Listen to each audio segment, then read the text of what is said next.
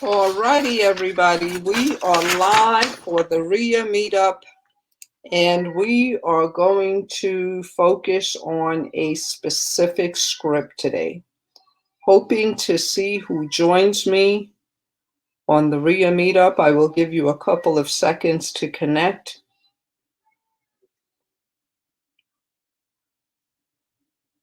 And let us see.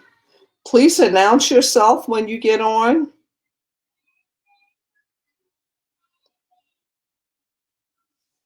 For those that are connecting right now, I would love to see who is online with me.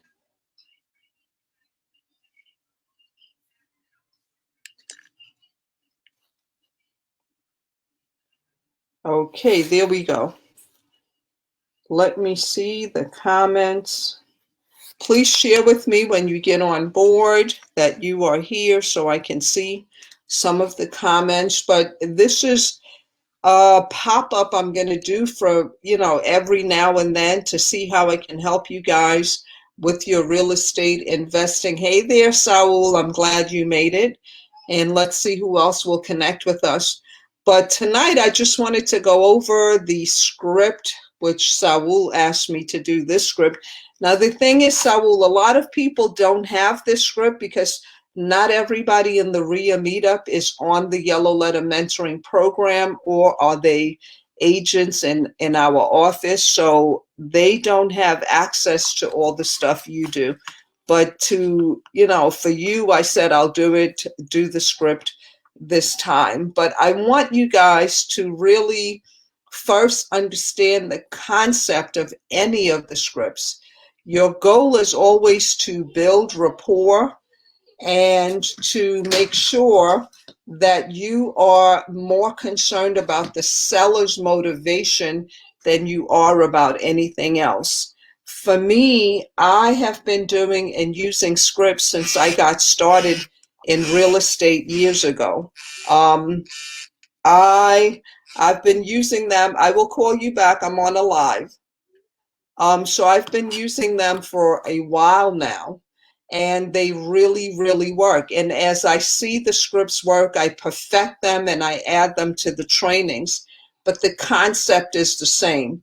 This unlisted property script that I'm going to go over with you, I'm not going to give the full details, Saul. As I mentioned before, not everybody on this platform is in the Yellow Letter Mentoring program. But for you guys, I'm actually going to be doing a Zoom training on scripts from the specific scripts. So what I want to do tonight is kind of go over this script with the mindset of how can this script help you? And the first thing you want to do is, yes, you say, hi, my name is such and such. Is this such and such, if you know the person's name? If you don't, you're basically saying, hi, my name is Wendy. And, you let them know that you are a real estate investor and that you are looking for a property in that area. You can say, I'm looking for a diamond in the rough. I'm looking for a property in this area. I'm looking for a property. Let's say you have an investor that is looking for a property that needs fix up. Then you say, I have a person I'm looking for a property that needs fixing up. Or if you're looking for something that may be outdated, or, anything that you have an investor looking for, then you say, I am looking for blah, blah property. So I am looking for a diamond in the rough, a property that needs some work, a property that, to some people may not be so desirable. Do you know a property like that that might be available? And you want to share with them. The reason you kind of lead with that is you want to make sure that the people that you're talking to understand that you are looking for a specific person. If you just joined us, please share with me who is online with us. Say hi, leave me a comment as Saul did, so I can try to make sure. What I do when I'm doing the trainings, I kind of tailor it to the people listening if I know you asked me about a script. That's why I'm asking you that. This training is only in the meetup tonight. And if you have any questions, feel free to ask them. But this script specifically is for real estate investing.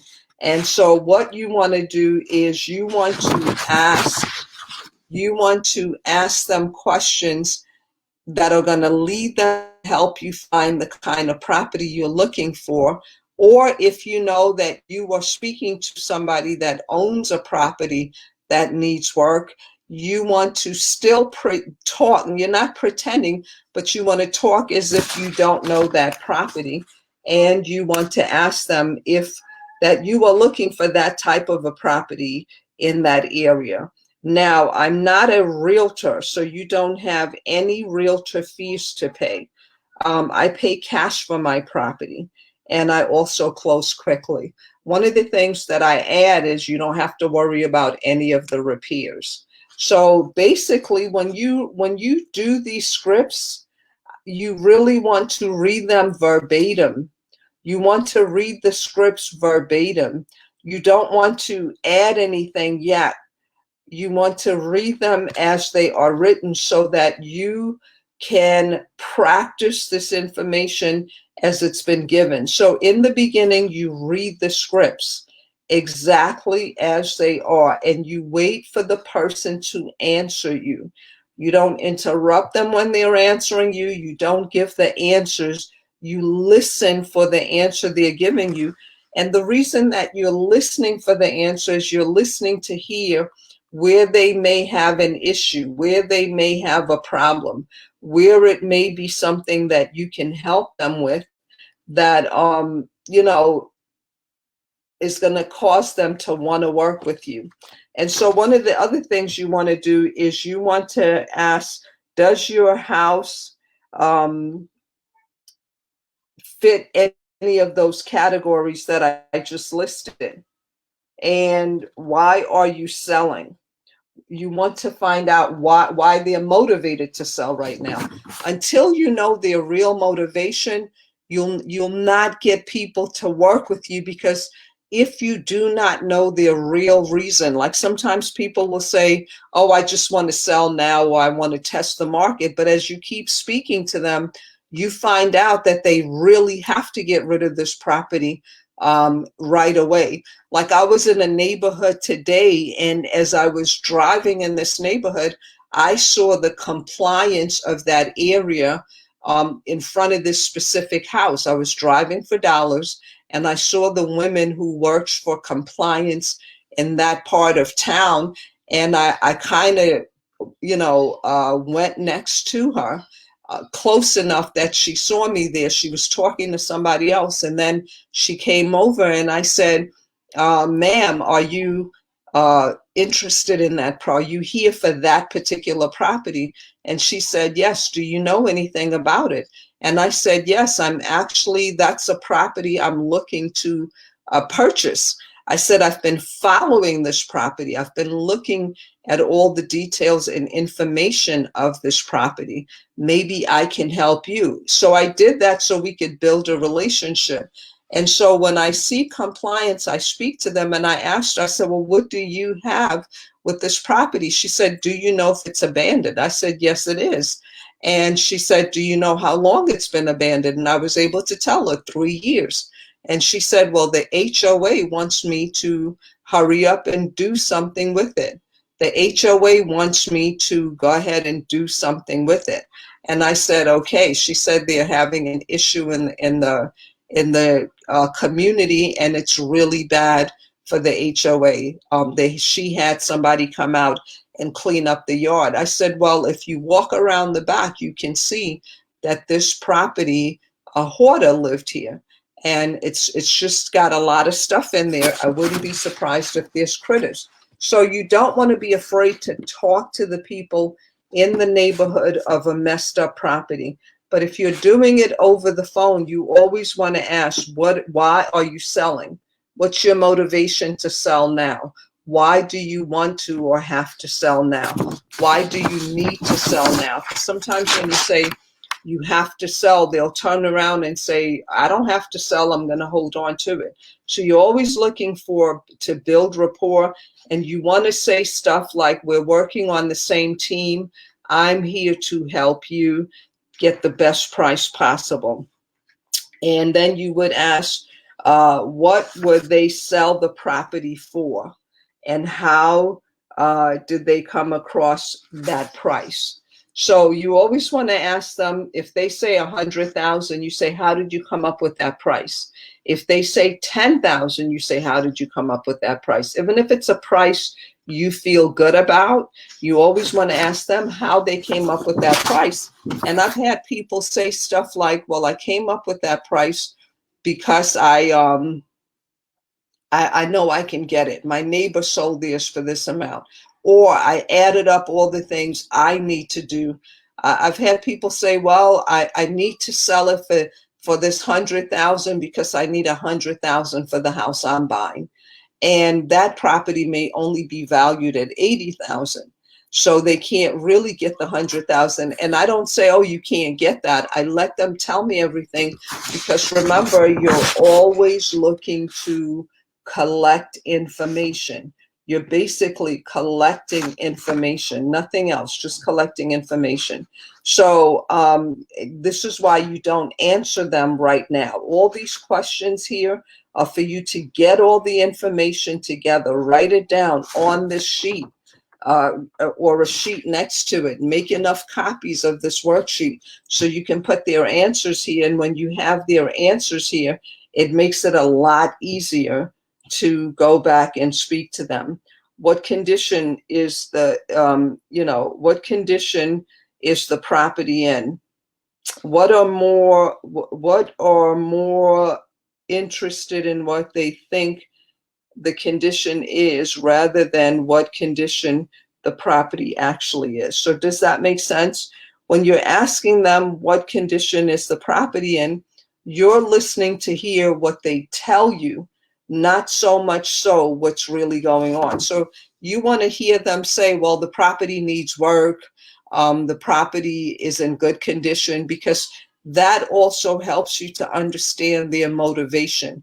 Are they really, really motivated? Because if they think their property's in good condition, I've had people, when you ask them that question, say, well, it's market value. I want that price because it's market value.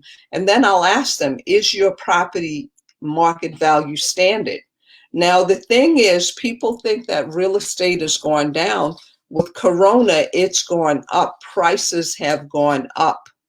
Prices have gone up with the coronavirus.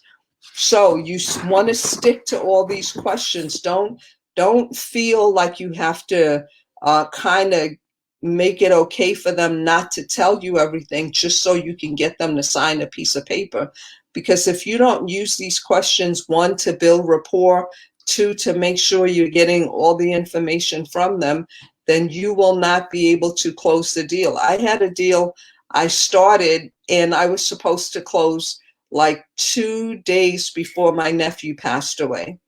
And as soon as I found out that he passed away, I was able to tell the seller, like, I'm not even going to be focusing on this property right now.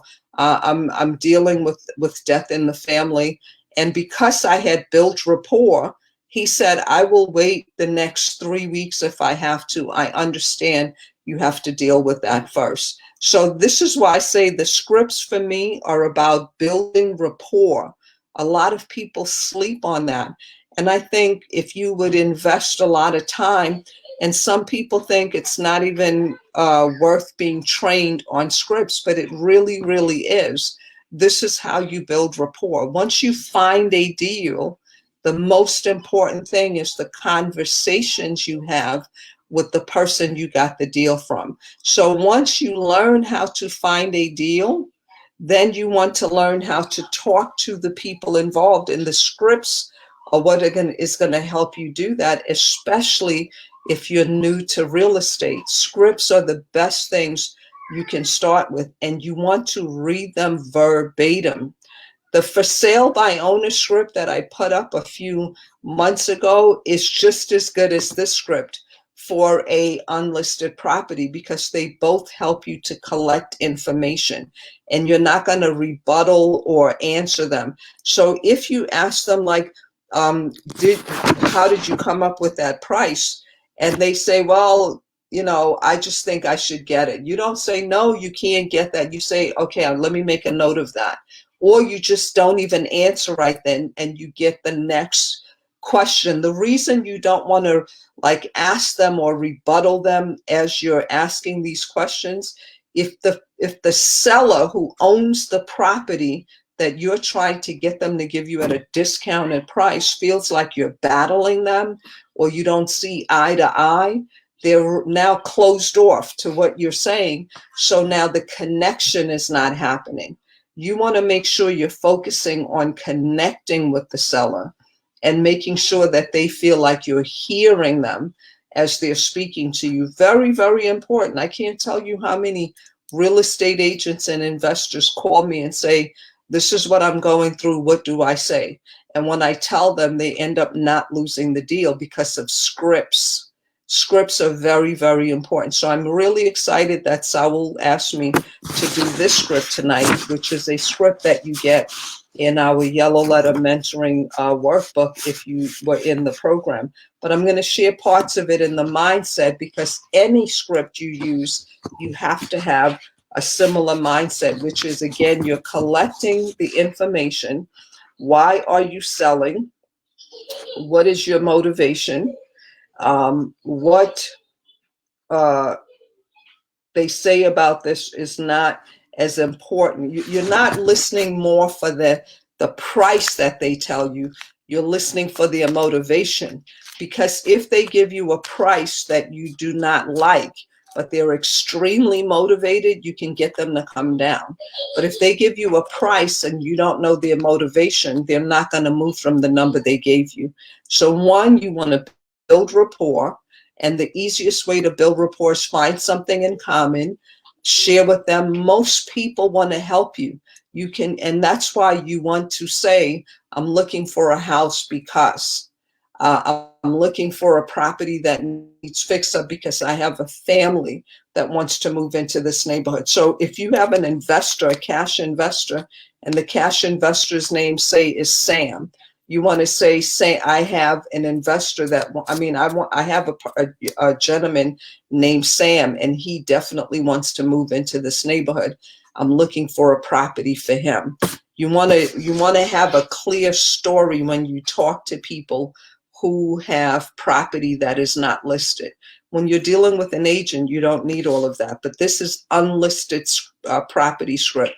So again, you find out their motivation, you find out the price, you ask them, what condition is the property in? What condition is the property in? And you're listening to hear them say, oh, does it need to, there's a hole in the ceiling, you need a new roof, or I would just update the bathroom. The bathroom's kind of outdated, because that gives you an idea of the repairs you're going to do. If you're wholesaling a property, what happens is the seller has a price they want. No, Aria, go to mommy. Close the door. Close the door. What happens is when you have the seller, and the seller, I apologize, my granddaughter wants to play with me. But when you have a seller and they have a price in mind, then you also want to look at the repairs that need to be done, because you have a buyer, a cash buyer in mind. So if the seller wants 100,000 and he has 40,000 in repairs that needs to be done, you may already have a cash investor that's okay with 40,000 in repairs. Sometimes a cash investor will say, I'll only do minor cosmetic, or they say, I don't mind, I'll go up to 100,000. Then you also want to look at, what is the property worth after they do the repairs? That is called the after repair value. After ARV, you hear people say ARV, after repair value. What would the investor who's buying the property be able to sell it for after they fix it up and pay you whatever your fee is. Is your fee be beauty of entrepreneurship, financial freedom, these scripts work? Oh, thank you. Okay, Facebook user, who are you? um, and they do. Scripts really work. And so you want to make sure you work with them, and you want to say, uh, again, add in your amount, 5,000, 10,000, 20,000, whatever your fee is. You also want to know what the repair value is, because then you know what kind of cushion you have to work with. There's nothing that says you have to ask them to pay you 2,000 when you're wholesaling a deal. You can, some deals you can make 20,000, 40,000, 50,000, but it depends on what is the investor going to, what kind of profit the investor is looking for. Those are just guidelines. When people say, you know, a wholesaling deal, you can get 2,000. If you master the scripts, you definitely will learn how to see what the value is after repairs, and then deduct your fee. I've had some properties I've been able to charge a wholesale fee of a couple of $1,000s, some 15, 14, 20,000. Some you can even get a wholesaling deal, very rare, but I've had some where I've made over 100,000, and it was a huge property. So there's nothing hey there, Breland, I should have known. And you know, Breland, I thought you were with me on the women's network. That's why I said that. And I was like, how did you get in the women's group? I didn't realize I have a VA that helps me with some of my lives, because I do a lot of them, and different groups I do lives on. And she put me on that live for the women and this one at the same time. So that's why I was like, what are you doing here? But thank you for always connecting. And so, like I said, the scripts work. You got to really master verbatim, practice the scripts verbatim, and you will then be able to change them to your own personality, your own style. But in the beginning, you just want to follow them. After you ask all the questions that are here, you then want to get a contract. Some of the stuff I shared on the last call, so I'm not going to share that stuff again because you heard it on the last call, but I wanted you to get the concept of scripts, because like I mentioned earlier, I find too many people are collecting a lot of information. I go to this platform, I see the person there. Another platform, the person's there. I have different coaches. One of my coaches told me about Clubhouse like months ago. And I said, no, I'm not going to get on it yet. And then somebody else, my son Anthony, told me about Clubhouse. I said, not yet, because I like to make sure a platform is automated and working before I get on another platform. So I finally got on Clubhouse, and then I see so many people are on Clubhouse. They're getting off all hours of the night. They're on Clubhouse. And I'm saying, when are you doing the work of the deal? You're on Facebook, you're on Instagram, and that's all good. But even if you're getting business from there, there's a time you got to do the business. So I don't want you guys to get into the mindset of constantly being on social media, because I guarantee you notifying me a lot tonight. Real estate group is notifying. Yeah. So the thing is, you have to make sure you want to do the work, do the work, do the work. And that is when you become an expert, by doing the work. Do it if you're afraid. Door knock. I remember when I met Breland, he didn't even want to door knock. And that's how we connected, because he wanted to talk to me about door knocking. And he joined the Yellow mentoring program a while ago. It's completely different from back then. So you constantly want to do the work, and to see your growth and all the stuff you're doing. I'm excited for you, and I'm proud of you, because you kept doing the work, and you did it yourself. You know, you did the work. But again, you don't want to waste the time on just always being on different platforms. The door knocking is really good, even through COVID. You want to make sure you're connecting with people, having conversations with people is good. I think that's what is good about Clubhouse, is being able to have people jump in. But I see people jumping in on every single thing, and some of them are not doing the work. So I would really like to say, even on my prayer call, I tell people, when we get off this call, here's what you should do. So what I'm going to suggest, Saul, is that you find somebody with an unlisted property and you have this conversation with them and read it verbatim. Practice it first on your own, practice the script on your own, and then read it to them. And even practice with your mom, practice with your friends. Just let them know, I'm learning the script. I want to practice it with you guys, and keep doing it until you get to the point. You are my muse and motivation. Keep going. Oh, you are too much. I love you too. But you want to keep going and just reading the scripts. And then after you feel a little comfortable, then get on the phone and speak to some people and do these scripts. And you have a nice list. Saul, work your list, work that list you have, and mail out the stuff that you have. And when we do the Yellow Letter Mentoring Program training, then I'm going to share more on the letters part of it. But for now, that's what I wanted to share on these scripts. No matter what script it is, your goal is to collect information. Don't buttle or get upset with the seller if they give you an answer you don't like. Collect the information.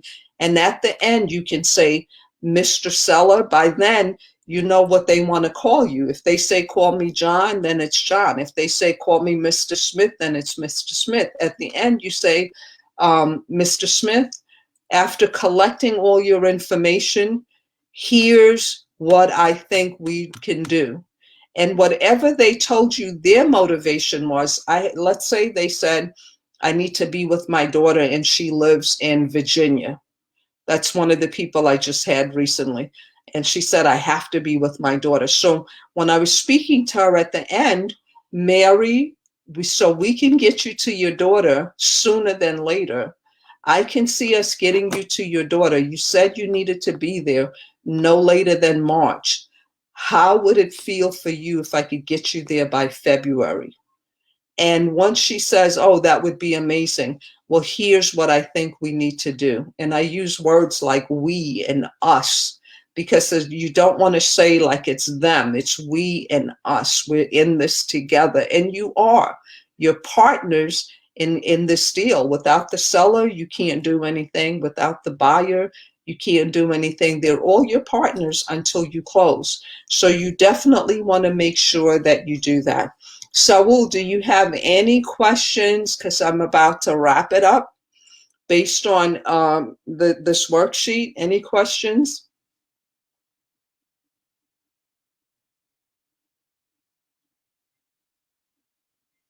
Okay, well, I'm not seeing any. So with that, I'm going to end this call. And if you are on the Yellow Letter Mentoring Program, we're going to have a Zoom training and be more specific with the script and also with how your letters and your list should look like.